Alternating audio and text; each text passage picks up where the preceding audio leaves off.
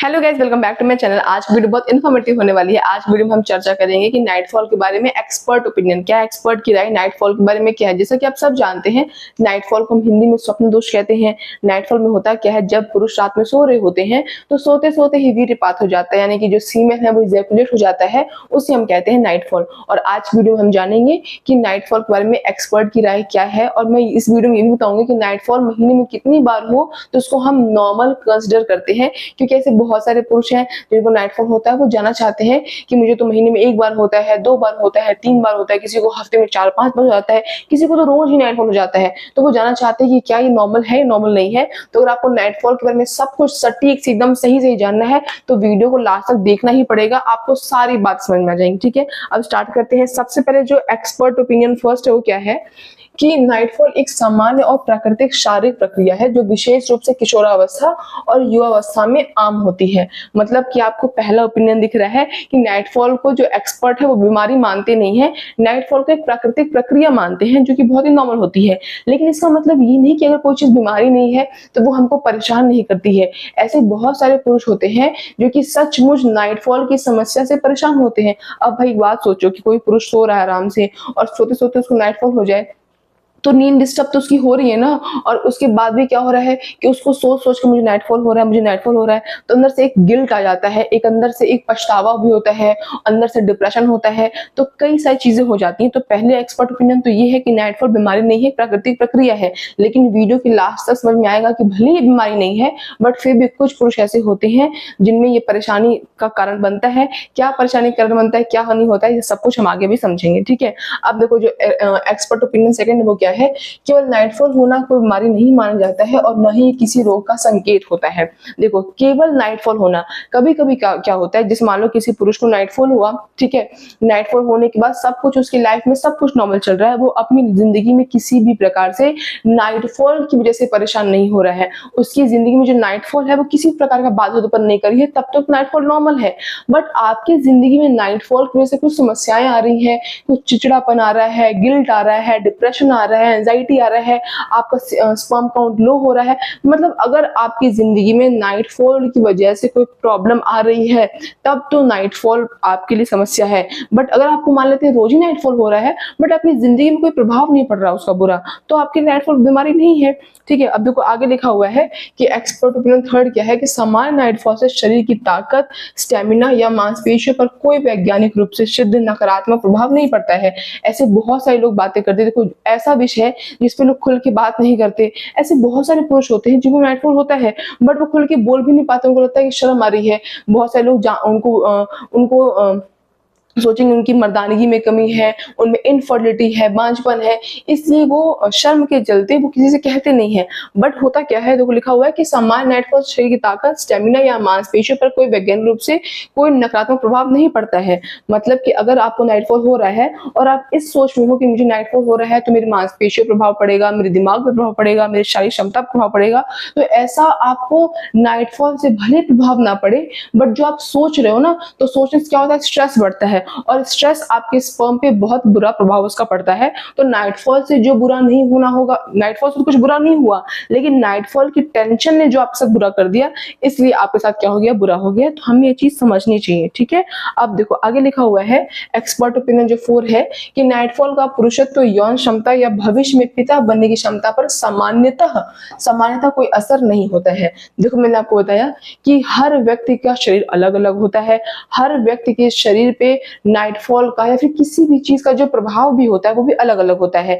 ऐसे बहुत सारे पुरुष होते हैं, जैसे 2 पुरुष हम लेते हैं, एक पुरुष जिसको महीने में मान लो 4 बार नाइटफॉल होता है, एक पुरुष जिसको महीने में 8 बार नाइटफॉल होता है, लेकिन हो सकता है जिसको 4 बार होता हो वो ज्यादा परेशान हो एज कम्पेयर टू वो पुरुष जिसको महीने में 8 बार होता है। ठीक है, तो वही कह रहा है कि सामान्यतः जो नाइटफॉल आपको हो रहा है तो उससे आपकी यौन क्षमता या फिर आपके पिता बनने की क्षमता पे नॉर्मली प्रभाव नहीं पड़ता है। बट ऐसे भी पुरुष होते हैं, एक सेकेंड सॉरी, बट ऐसे भी पुरुष होते हैं जिनके ऊपर नाइटफॉल का बुरा प्रभाव पड़ता है। अब देखो नाइटफॉल में हो क्या रहा है कि जो आपके शरीर के अंदर का जो सीमेन है, जो वीर्य है, वो बाहर आ जा रहा है, ठीक है।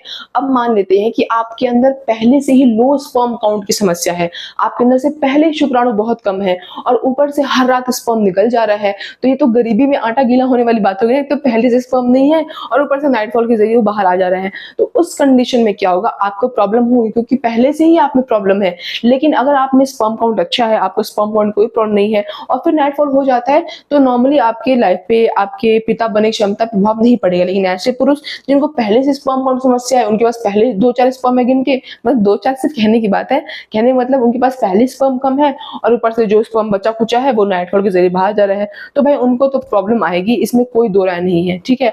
अब देखो आगे हम समझते हैं जो एक्सपर्ट ओपिनियन 5 है वो क्या है कि शरीर लगातार नया वीर्य और शुक्राणु बनाता रहता है, इससे सामान्यतः नाइटफॉल से शरीर में किसी भी स्थायी कमी या खतरा नहीं होता है। तो क्या होता है कि जो पुरुष की जो शरीर होता है उसमें स्पर्म को स्टोर करने कोई जगह नहीं होती है, तो आपका स्पर्म स्टोर नहीं होता है, तो इवेंचुअली आपके स्पर्म को या तो वो बाहर आ जाएगा या तो अगर वो बाहर नहीं आया तो शरीर से क्या कर लेगा, वापस से रीअब्जॉर्ब करता है, आपके स्पर्म मर जाते हैं। स्पर्म एक लिविंग सेल है ना, उनकी भी तो जिंदगी होती है, तो वो कुछ दिन तक ही जिंदा रहते हैं। अगर आपका नाइटफॉल हो गया तो बाहर आ गया, अगर आप कहीं सेक्सुअली इन्वॉल्व थे, इंटरकोर्स किया तो बाहर आ गया, मास्टरबेशन के जरिए बाहर आ गया, और अगर वो बाहर नहीं आया है तो अंदर मर जाएगा और शरीर से क्या कर लेगा, वापस से रीअब्जॉर्ब कर लेता है, ठीक है। ये बात तो आप जानते हो, आपको समझ में आई भी होगी। अब देखो क्या कह रहा है कि अगर नाइटफॉल हो रहा है तो उससे आपके शरीर में स्पर्म काउंट की कमी नहीं होती है नॉर्मली, बट अब मेरी बात समझो कि आपके शरीर में कमी नहीं होगी, एकदम सच है, क्योंकि रोज नया नया स्पर्म बन रहा है। अगर मान लो जो स्पर्म आज बना वो अगर निकल भी गया है ना, तो कल तो वापस स्पर्म बनेगा ना, तो स्पर्म काउंट की कमी कैसे होगी। लेकिन हो सकता है कि आपको उन दिनों में नाइटफॉल हो रहा हो जिन दिनों में आपकी जो फीमेल पार्टनर है वो ओवुलेट कर रही है, यानी कि जिस दिन उनकी ओवरी से अंडा बाहर आता है उस दिन संबंध आने से क्या होता है, प्रेगनेंसी चांसेस ज्यादा होते हैं उस दिन, और उसके 3-4 दिन पहले से भी चांसेस होते हैं। तो आप मान लो कि उस टाइम पे आपका जो स्पर्म काउंट है वो लो हो गया है, तो उस टेम्परेरी बेस पे तो स्पर्म काउंट लो हुआ ना, तो टेम्परेरी बेस पे आपके पिता बनने की क्षमता प्रभावित तो हुआ कि अब जो फीमेल है वो महीने के सभी दिन में प्रेग्नेंट नहीं हो सकती है, लेकिन जो पुरुष होते हैं वो महीनों के 30 दिन उनके पास क्षमता होती है, वो फीमेल पार्टनर कंसीव करा सकते हैं।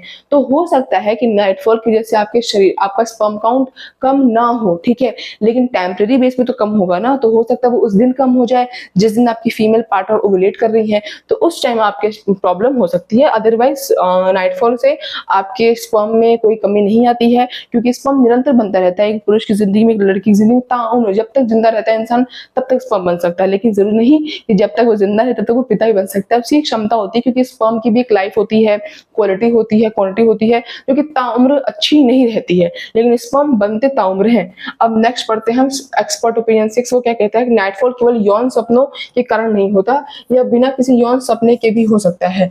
मतलब जरूरी नहीं कि किसी को नाइटफॉल हो गया, मान लो आपने किसी से कहा कि नाइटफॉल मुझे हुआ है, तो इंसान आपको जज करे कि अच्छा जरूर तुमने कुछ सोचा होगा, तुम्हारे दिमाग में ऐसे ख्याल आते हैं, तुम्हें नाइटफॉल हुआ, बट ऐसा जरूरी नहीं है कि बिना किसी ख्यालों के भी नाइटफॉल हो सकता है, क्योंकि बॉडी में स्पर्म बना हुआ है।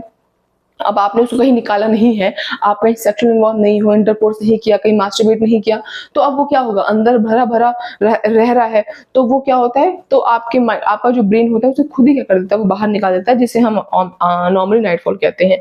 अब पढ़ते हैं एक्सपर्ट ओपिनियन 7, ये क्या है, अत्यधिक तनाव, चिंता और मानसिक दबाव कुछ लोगों में नाइटफॉल की आवृत्ति को प्रभावित कर सकते हैं।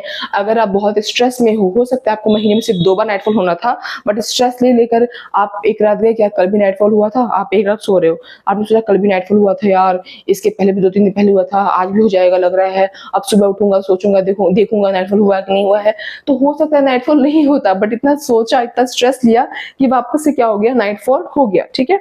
अब पढ़ते हैं एक्सपर्ट ओपिनियन 8, नाइटफॉल की संख्या हर व्यक्ति में अलग अलग हो सकती है, किसी को यह कम और किसी को अधिक बार हो सकता है। नाइटफॉल की जो संख्या होती है सब में बराबर नहीं होती है। ऐसा नहीं एक स्वस्थ पुरुष में जो नाइटफॉल हो रहा है, ऐसा नहीं कि जो सामने वाले को हो रहा है आपको भी उतनी बार होना चाहिए, हो सकता है उसके लिए एक स्वस्थ संख्या कुछ और हो और 1-2 नंबर आगे पीछे आपके लिए वो स्वस्थ संख्या कुछ और हो सकती है, तो सब में इसकी आवृत्ति अलग अलग हो सकती है। आगे हम पढ़ते हैं नेक्स्ट एक्सपर्ट ओपिनियन, सामान्यतः नाइटफॉल के लिए दवा की आवश्यकता नहीं होती है और कई तथाकथित उपचार वैज्ञानिक रूप से प्रमाणित नहीं है। ऐसे बहुत सारे झोला छाप डॉक्टर होते हैं, ऐसे बहुत सारे लोग बाबा होते हैं जो कि जड़ी बूटी देते हैं, मंत्र फूकते हैं कि नाइटफॉल खत्म हो जाएगा। बट क्योंकि नाइटफॉल को जो मॉडर्न साइंस है वो बीमारी नहीं मानता है, तो जिस चीज को बीमारी नहीं माना जाता है उस चीज की दवा कैसे दे सकते हैं? दवा तो बीमारी की होती है ना। जब कोई चीज बीमारी ही नहीं है तो हम दवा क्या दे सकते हैं? हाँ, जो कि मैंने आपको बताया कि अलग कारणों से भी नाइटफॉल हो सकता है, चिंता, डिप्रेशन, एंजाइटी। तो इन चीज को कंट्रोल करोगे तो नाइटफॉल कंट्रोल हो जाएगा। तो हो सकता है आप डॉक्टर के पास जाओ तो आपको चिंता, डिप्रेशन, एंजाइटी को कंट्रोल करने के लिए मेडिसिन या फिर योगा, लाइफस्टाइल चेंज करने को बोले, जिससे कि आपका इवेंचुअली नाइटफॉल कंट्रोल हो जाए। बट नाइटफॉल को कंट्रोल करने की कोई दवाई हो, ये दवाई खा लो नाइटफॉल नहीं होगा, तो ऐसा संभव नहीं है। अगर आपको कोई ऐसा बोलता है तो वो आपको सिंपली बेवकूफ बनाता है। नेक्स्ट ओपिनियन पढ़ते हैं। यदि नाइटफॉल के साथ दर्द, जलन, खून, पेशाब में समस्या या अन्य असामान्य लक्षण हो तो डॉक्टर से जांच करानी चाहिए। नॉर्मली नाइटफॉल हो गया, कुछ पता नहीं चला, कोई जलन नहीं, कोई दर्द नहीं, कोई बदबू नहीं, कोई प्रॉब्लम नहीं है। बट अगर कुछ और लक्षण दिख रहे हैं साथ ही साथ, या तो अगर आपके स्पर्म में खून भी दिख रहा है या स्पर्म ग्रीन दिख रहा है तो आपको इन्फेक्शन भी हो सकता है। तो उस कंडीशन पे बिना देरी के तुरंत डॉक्टर के पास जाना चाहिए। नेक्स्ट ओपिनियन पढ़ते हैं। कई स्वस्थ युवाओं में महीने में 1 से 5 बार नाइटफॉल होना सामान्य माना जा सकता है। हालांकि इससे कम या अधिक होना भी कई मामलों में सामान्य होता है।